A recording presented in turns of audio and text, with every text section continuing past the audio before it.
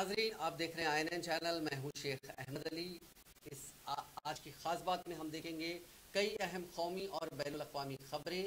अरुणाचल प्रदेश के तवांग में हिंदुस्तानी फौज और चीनी फौज के दरमियान झड़प का मामला दूसरे दिन भी पार्लियामेंट में काफी गूंजा। दूसरे दिन भी अपोजिशन ने ऐवान में हंगामा आराई की और इस मामले पर बहस का मुतालबा किया, लेकिन हुकूमत अपोजिशन की बात सुनने को तैयार नहीं थी, जिसके बाद कांग्रेस समेत अपोजिशन के कायदीन ने लोकसभा और राज्यसभा से वॉकआउट कर दिया। अधीर रंजन चौधरी, सोनिया गांधी, मल्लिकार्जुन खड़गे समेत कांग्रेस के अरकान पार्लियामेंट और TMC के अरकान ने भी इस मसले पर ऐवान से वॉकआउट किया।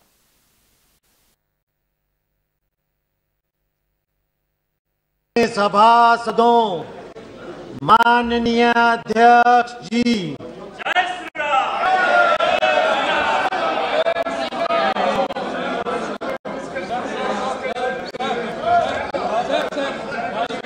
प्लीज बैठिए।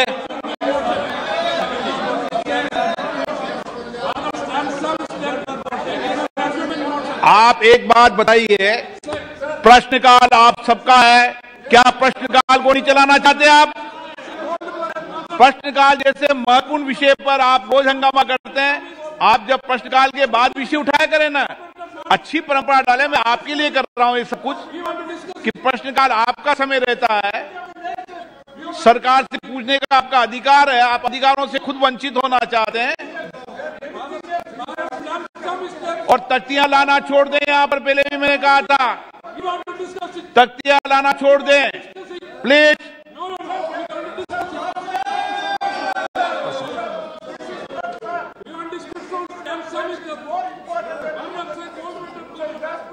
बालू जी, आपको हर इंपॉर्टेंट विषय पर बोलने का मौका पर्याप्त दिया है, हमेशा दिया है, जब भी ना नोटिस और बिना नोटिस के भी दिया। Please, question number 101 Vinayak Rao ji. अध्यक्ष महोदय, प्रश्न क्रमांक 101। माननीय मंत्री जी, का उत्तर सदन के पटल पे रखा गया है। माननीय सदस्य। 90 आवर। माननीय श्री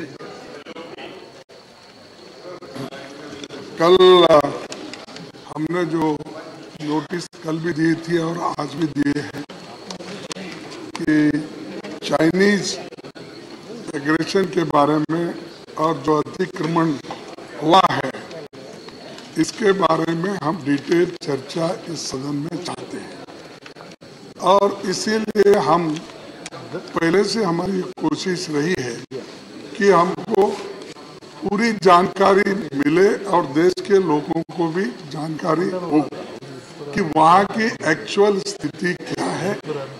और सदन को बहुत से चीजें जो डिफेंस मिनिस्टर ने नहीं बताया, वो हमारे पास चंद जो इंफॉर्मेशन है, जिस जगह तो पहले खाली थी अब वहाँ पर ब्रिज बन गए हैं और बहुत से कॉलेजेस बन गए हैं, आज कोई इस पर मकान बन गए हैं। नहीं, अब इसके बाद इस पर कोई चर्चा की जाए। नहीं, प्लीज, नहीं, इसके ऊपर चर्चा होनी चाहिए सर। दिस इज नहीं है सर, इसके बारे में माननीय रक्षा मंत्री ji sir, we are for the country, we are with army. और माननीय ब्रिजलाल जी, आप बोले, आपकी बात रिकॉर्ड पे जाए। अरुणाचल प्रदेश में हिंदुस्तान और चीन के फौजियों में झड़प का एक वीडियो सामने आया है। सोशल मीडिया पर वायरल इस वीडियो में दावा किया जा रहा है कि ये हिंदुस्तान और चीनी फौजियों की भिड़ंत का है। जब इस वीडियो का इसके डिटेल्स में जब पता लगाया गया तो लोकसभा में हुकूमत से चीन की सरहद पर चीनी फौज की दरअंदाजी पर पार्लियामेंट में बहस कराने का मुतालबा किया गया। कांग्रेस के मनीष तिवारी ने वक्फे सिफर के दौरान ये मसला उठाया और कहा कि मोदी हुकूमत चीन के साथ सरहद पर जारी सरगर्मियों के बारे में पार्लियामेंट में बहस कराने से भाग रही है। उन्होंने कहा कि इससे कबल जब भी चीन ने ऐसा काम किया, पार्लियामेंट में इस पर बहस हुई थी। यहाँ तक कि जब ये मसला उठाया गया तब पार्लियामेंट में 165 अरकान ने इस मामले पर अपनी बात कही थी, लेकिन इस बार पार्लियामेंट खामोश है। सभापति महोदय, बहुत बहुत धन्यवाद। सभापति महोदय, वर्ष 1950 से लेकर वर्ष 1967 तक जब जब चीन के साथ तनाव बढ़ा, इस सदन में भारत चीन रिश्तों को लेकर हर बार बहुत व्यापक बहस हुई। 1962 में जब चीन का युद्ध चल रहा था तो इसी सदन में 8 नवंबर 1962 से 15 नवंबर 1962 तक बहुत व्यापक बहस हुई। 165 सदस्यों ने उस बहस में भाग लिया। दुर्भाग्यपूर्ण बात है सभापति महोदय कि सितंबर 2020 से लेकर यह छठा सत्र है संसद का, और एक बार भी चीन के ऊपर और भारत चीन रिश्तों के ऊपर जो हमारे सरहद पे ऊपर परिस्थिति है उसके ऊपर एक बारी भी चर्चा नहीं हुई। कोई सरकार के ऊपर दोषारोपण नहीं करना चाहता, परिस्थितियां संवेदनशील है, पर हम ये जानना राजस्थान के साबिक नायब वज़ीर आला और कांग्रेस के लीडर सचिन पायलट ने कहा कि मरकजी हुकूमत को अपोजिशन में एतमाद में लेकर हिंद चीन सरहदी तनाज़ात पर बातचीत करनी चाहिए। भारत जोड़ो यात्रा में हिस्सा लेते हुए सचिन पायलट आज सुबह मीडिया से बात कर रहे थे। सचिन पायलट ने कहा कि हुकूमत का ये बयान हिंदुस्तान चीन सरहद पर पेश आने वाला वाक़या के 5 दिन बाद आया, लेकिन इसमें कोई नई बात नहीं है।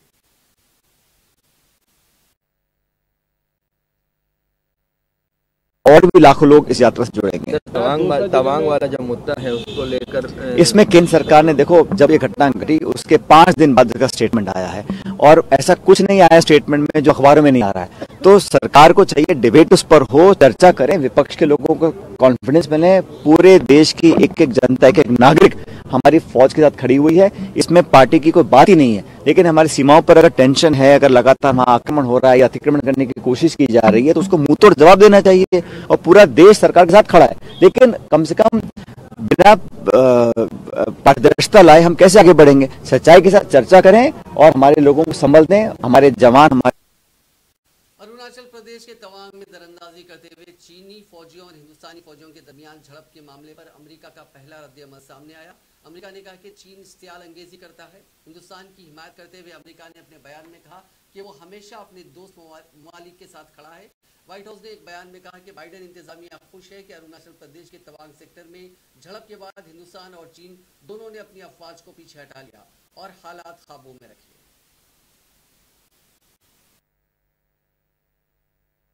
I can tell you that DoD continues to closely watch developments along the line of actual control at the India-China border. We have seen the PRC continue to amass forces and build military infrastructure along the so-called LAC, but I would defer you to India in terms of their views. It does reflect, though, and it's important to point out, the growing trend by the PRC to assert itself and to be provocative in areas directed towards U.S. allies and our partners in the Indo-Pacific. And we will continue to remain steadfast in our commitment to ensuring the security of our partners, and we fully support. वज़ीर ख़ज़ाना निर्मला सीतारमण ने आज कहा कि हुकूमत के अच्छे इक़्तिसादी इंतज़ाम की वजह से आज आलमी मईशत के उतार चढ़ाव के बावजूद मुल्क की मईशत मजबूत है। महंगाई नीचे आ रही है। दीगर तरक्की पजीर ममालिक की करेंसियों के मुकाबले में डॉलर के मुकाबले में रुपए मजबूत है। सीतारमण ने लोकसभा में ग्रांट्स के ज़मीनी मुतालबात पर 2 रोज़ा तवील बहस का जवाब देते हुए कहा कि रवां माली साल के दौरान मालियती खसारे को मजमूई घरेलू पैदावार के 6.4% तक रखने का हदफ रखा गया। हम इसे हासिल करने की सही सिमत में हैं। उन्होंने कहा कि महंगाई, बजट खसारा और मनरेगा जैसी स्कीमों के लिए फंड्स की कमी के बारे में अपोजिशन अरकान की तनकीद मुस्तरद करते हुए कहा कि वज़ीर आज़म नरेंद्र मोदी की क़यादत में वुज़रा का एक ग्रुप महंगाई के बारे में मुसलसिल बेदार है। वज़ीर ख़ज़ाना के जवाब के बाद ऐवान ने उन तजावीज़ और मुताल्लिक़ा बिल्स को सूती ओर से मंजूर कर लिया। I'd just like to say the inflation data in November of 2013 was at 19.93%, and the earlier month in October it was 18.19%. And when record was like this, to ask us who have worked to bring the inflation down from 6.77 in October to 5.88 in November, here the same time 19.93 in November, October 18.19 in 2013. Now, if they are asking us to bring it down further, we'll bring it down further for common people's sake. But can they ask us? 18 and 19% inflation. WPI inflation comes to 21 months में सबसे lowest में आया है. 5.85% year on year, November 22. WPI inflation was 8.39% in October, whereas in November it's 5.85%. मरकजी वजीर सनत पीयूष गोयल ने कहा कि अब मुल्क में 107 से ज्यादा यूनिकॉर्न है। 4 मई को लोकसभा में वक्फे सवाल के दौरान स्टार्टअप इंडिया की पहल के बारे में पूछे गए एक जमनी सवाल पर गोयल ने कहा कि अब हिंदुस्तान में 107 से ज्यादा यूनिकॉर्न है। उन्होंने कहा कि स्टार्टअप्स के लिए इनकम टैक्स और दीगर सहूलियात का गहराई से जायजा लेना होगा ताकि कोई इसका गलत इस्तेमाल ना करे। हैदराबाद स्वाभाविक रूप से ये दिखती है, ये बड़ी होती है। जैसे कोई गांव या छोटी जगह से भी स्टार्टअप बनाता है तो उसकी इच्छा रहती है कि मैं बड़े शहर में जाऊं जिससे मैं तेज गति से प्रगति कर सकूं। सर, लगभग 3 महीने पहले मुझे पाटन जाने का मौका मिला। पाटन एक दूर दराज का इलाका है, काफी वर्षों से वहां पे किसानी क्षेत्र में खेडूतों में काम हुआ है। वहां सर एक स्टार्टअप्स के साथ इंटरेक्शन में एक युवा ने पाटन के साथ प्रदेश का नाम भी बताओ। पाटन, बहुत सारे पाटन हैं। पाटन जो गुजरात में है, जहाँ की हमारी दशरा बहन बैठी है, पटोला साड़ी पूरे विश्व में प्रसिद्ध है और एक एक पटोला साड़ी के लिए मुझे लगता है महिलाएं काफी उत्साहित रहती हैं उसको लेने के लिए। पाटन गुजरात में एक युवा लड़की ने अपने जानकारी दी और धन्यवाद किया माननीय प्रधानमंत्री नरेंद्र मोदी जी का कि सरकारी स्कीम से उनको शुरुआत में पैसा मिला जब कोई उनको रिकॉग्नाइज नहीं करता था और उस थोड़ी सपोर्ट के साथ उन्होंने अपना काम शुरू किया और अध्यक्ष जी वो मेटावर्स में काम कर रहे हैं। और मैं तो हैरान हो गया कि पाटन के छोटे गांव में, छोटे शहर में एक व्यक्ति को मेटावर्स की जानकारी है जो शायद मुंबई दिल्ली के 99% युवा युवतियों को नहीं होगी। और 500 लोगों को, 500 युवा युवतियों को वो वहां पे नौकरी देता है, काम देता है और मेटावर्स में अपने आप को उन्होंने एक प्रसिद्ध भूमिका से काम किया है। तो टियर 2, टियर 3 सिटीज में आज बहुत संभावना है और मेरा मानना है कि आगे चल के मरकजी वजीर बराए बहबूद ख़वातीन और अतफाल स्मृति ईरानी ने आज राज्यसभा में कहा कि मुनासिब माहौल ना मिलने की वजह से गोद लिए गए 200 बच्चों को वापस ले लिया गया। ऐवान में वक्फे सवालात के दौरान एक ज़मनी सवाल का जवाब देते हुए स्मृति ईरानी ने कहा कि बच्चों को गोद लेने से मुताल्लिक़ क़वानीन को सख्त बनाया गया है और इसमें नरमी की कोई गुंजाइश नहीं है। कि सभी राज्य सरकारों के साथ, जिला अधिकारियों के साथ, उस सहित जो भी हमारे चाइल्ड वेलफेयर कमिटीज़ हैं देश भर के, उनके साथ चर्चा करने के बाद ही नए रेगुलेशन हमने प्रस्तावित किए। साथ ही साथ महोदय, प्रस्तावना के बाद जब नए रेगुलेशंस घोषित हुए तत्पश्चात भी सभी जिला अधिकारी, सभी चाइल्ड वेलफेयर कमेटी, सभी प्रोस्पेक्टिव पेरेंट्स, लगभग 1800 स्टेक होल्डर्स के साथ उसके बाद भी हमारा समन्वय रहा। इसके परिणाम स्वरूप महोदय, जब नए रेगुलेशंस प्रस्तावित हुए, नोटिफाई हुए, तब लगभग 900 केसेस देश भर की कोर्ट्स में पेंडिंग थे। हमने राज्य सरकारों से ये निवेदन किया है कि आप अपने जितने भी केसेस हैं उसको विड्रॉ करें और उसके सर एक परिणाम स्वरूप 23 सितंबर से लेके दिसंबर के पहले माह में लगभग 580 से ज़्यादा बच्चे अडॉप्ट हो चुके हैं। और आज सभी जिला अधिकारी जो कारा का नेशनल पोर्टल है उसमें संबद्ध हैं, टेक्निकली टेक्नोलॉजी का सहारा लेके ही अडॉप्शन के सारे प्रोसीजर्स अब वो कर रहे हैं। पहली बार महोदय, जिला के जो मेडिकल ऑफिसर्स हैं वो भी अब इस अडॉप्शन की प्रोसेस का अभिन्न अंग बन चुके हैं। विशेषतः अगर बालक या बालिका दिव्यांग हो तो उसकी दिव्यांगता को प्रमाणित करने के लिए एक जिला स्तरीय पूरी व्यवस्था बिठा दी गई है।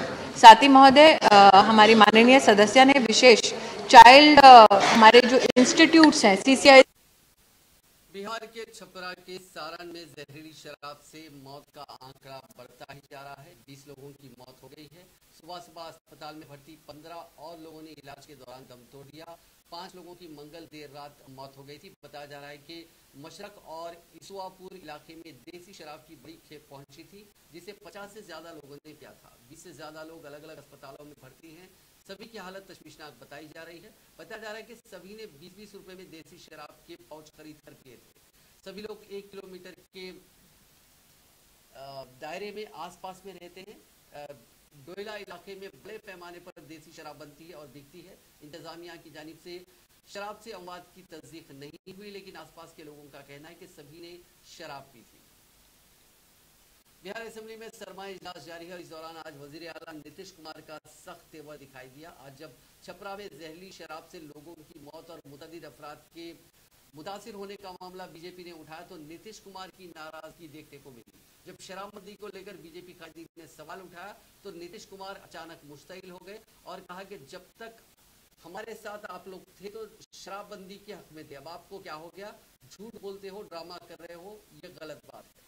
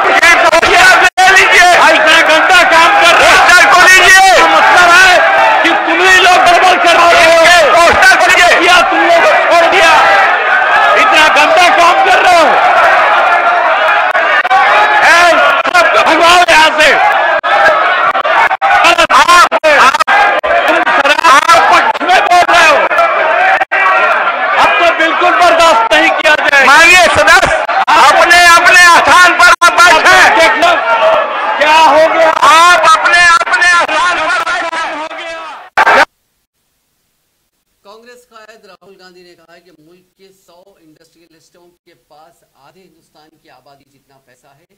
वजीर आजम नरेंद्र मोदी भी उन्हीं के इशारे पर काम करते हैं। जो वो कहते हैं वही काम मोदी करते हैं। बड़े इंडस्ट्रीज ने कहा कि छोटे कारोबारियों को खत्म करना है, जो मोदी ने किया। जीएसटी गलत तरीके से लागू किया गया है। आज राहुल गांधी भारत जोड़ो यात्रा के दौरान दौसा के बगड़ी में एक मीटिंग से मुखातिब कर रहे थे। इससे पहले राहुल गांधी की भारत जोड़ो यात्रा में आज सुबह आरबीआई के साबिक गवर्नर एन रघुराम राजन जुड़े थे। राहुल गांधी ने राजन के साथ लंबी बातचीत की। टी ब्रेक तक लगातार दोनों बातचीत करते हुए चल रहे थे। माशी मामलों पर रघुराम राजन बेबाक राय रखते हैं। गौरतलब है कि भारत जोड़ो यात्रा में लगातार अलग अलग सेक्टर्स के लोग जुड़ रहे हैं।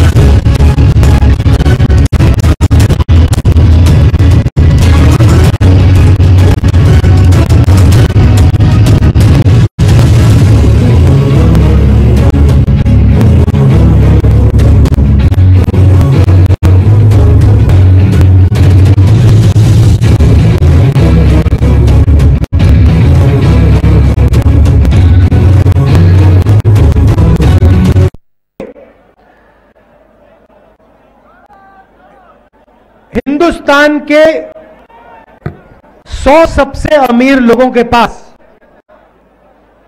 उतना ही धन है जितना हिंदुस्तान के 55 करोड़ लोगों के हाथ में है। 100 लोगों के पास इतना धन है जितना हिंदुस्तान के 55 करोड़ लोगों के हाथ में है। हिंदुस्तान का आधा धन सिर्फ 100 लोगों के पास है, और इन 100 लोगों के लिए हिंदुस्तान चलाया जाता है। और अगर आप उससे भी गहराई में जाना चाहते हैं तो आप उन 100 लोगों को भी छोड़ दीजिए, उनमें से 4-5 ऐसे लोग हैं जिनको आज आप हिंदुस्तान के महाराजा कह सकते हो, राजा कह सकते हो। पूरी की पूरी सरकार, पूरा मीडिया, सारे ब्यूरोक्रेट्स इनके इशारे से काम करते हैं। नरेंद्र मोदी जी भी इन्हीं के इशारे से काम करते हैं।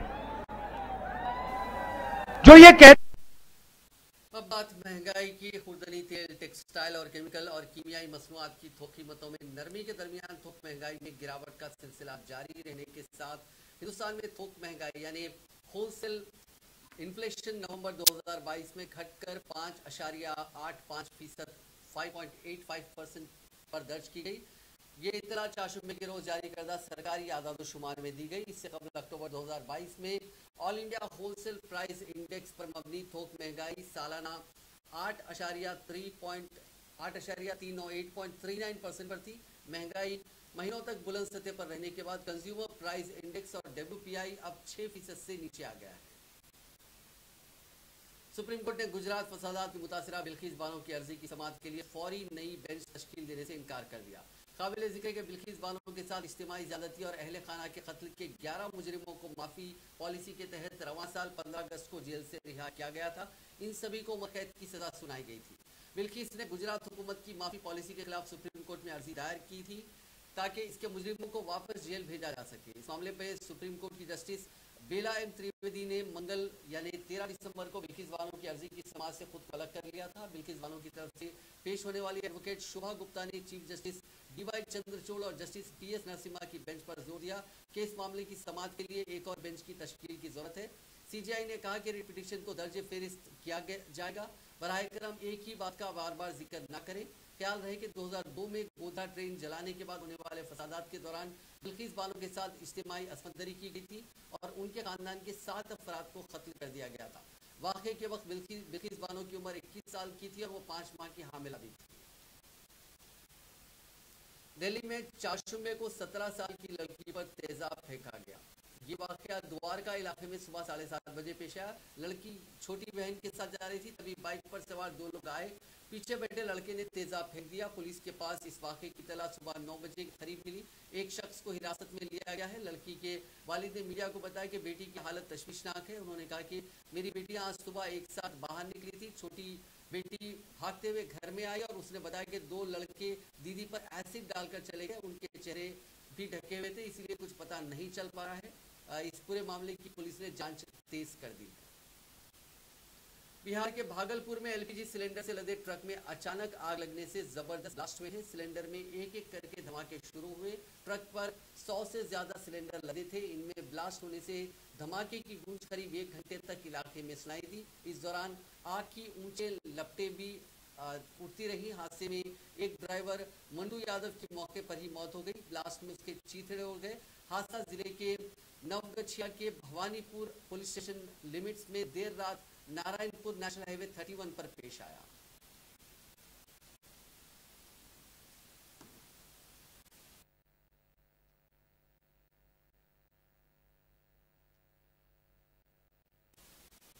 अर्जेंटीना के कैप्टन और कदावर फुटबॉलर लियोनेल मेसी ने ऐलान किया है कि फीफा वर्ल्ड कप का फाइनल उनका वर्ल्ड कप का आखिरी मैच होगा। यहां लोसेल स्टेडियम में मंगल के रोज होने वाले सेमीफाइनल में अर्जेंटीना ने क्रोएशिया को शिकस्त देकर 6ठी बार फाइनल में जगह बनाई, जहां उनका मुकाबला मराकेश या फ्रांस से होगा। मेसी ने मैच के बाद मीडिया से खिताब करते हुए कहा कि मैं एक कारनामा सर अंजाम देकर बहुत खुश हूं। फाइनल खेलकर वर्ल्ड कप में हमारा सफर खत्म करना बहुत खास तजुर्बा होगा। अगला वर्ल्ड कप 4 साल बाद होगा और मुझे नहीं लगता कि मैं उस वक्त तक खेल सकूंगा। कांगो की दारुल-हुकूमत कनाशा में पीर की देर रात से मंगल की सुबह तक होने वाली शदीद बारिशों के नतीजे में आने वाले सैलाब और लैंडस्लाइडिंग में कम से कम 141 अफराद हलाक हो गए। ये आदाद शुमार मकामी हुक्काम ने मंगल की रात देर के मंजर आम पर लाए। कुनाशा की सूबाई वजारत सेहत आमा के बयान के मुताबिक शदीद बारिशों से 141 अफराद हलाक हुए, जबकि 38,787 घर जेर आब आ गए। वहीं तकरीबन 280 मकानात गिर गए। हुक्काम ने मुख्तलिफ इलाकों में नुकसान की बात भी बताई है।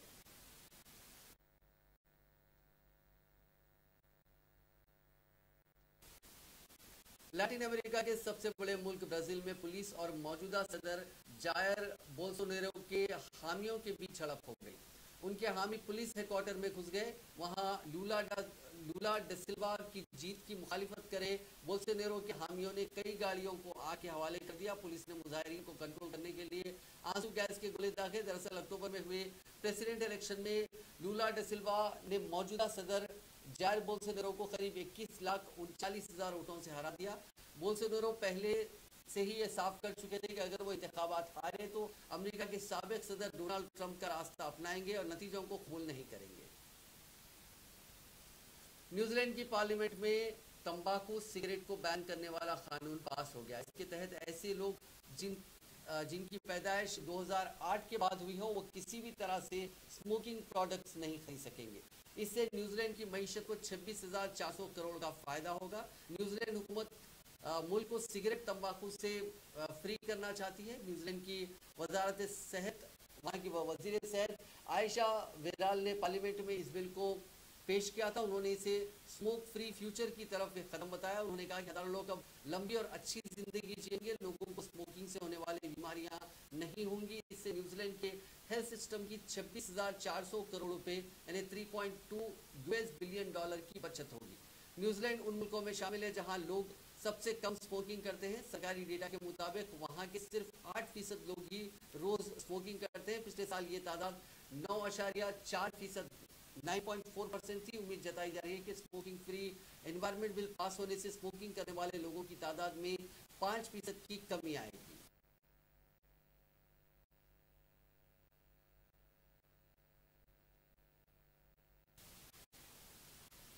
नेपाल में पार्टी से लौट रहे लोगों से भरी बस पलट गई। हादसे में 17 लोगों की मौत हो गई। रिपोर्ट के मुताबिक हादसा काठमांडू से करीब 48 किलोमीटर में वाक़े बैथन चौक गांव के पास पेश आया। हादसे के पीछे की वजह अभी तक पता नहीं चल सकी। पुलिस इस मामले की जांच कर रही है।